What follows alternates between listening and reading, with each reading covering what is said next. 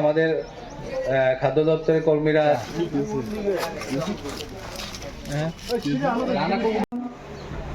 সরকারের একটা বিশেষ উদ্যোগ নিয়ে যে ধান ক্রয় করার যে বিষয়টা আগে ছিল না।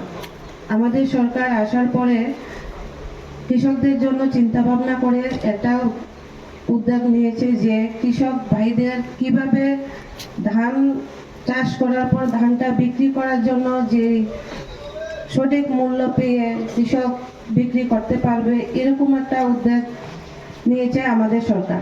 তার জন্য আমাদের সরকারকে ধন্যবাদ, অনেক অনেক ধন্যবাদ জানাই।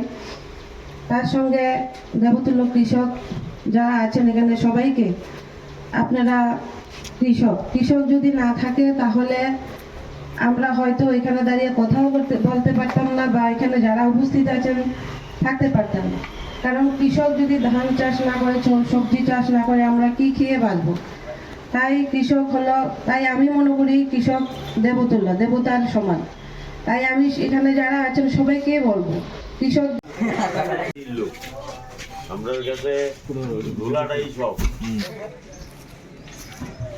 কৃষকদের কাছ থেকে ধান ক্রয় করছে, যা আমার ত্রিপুরা রাজ্যের কৃষকের স্বপ্ন ছিল।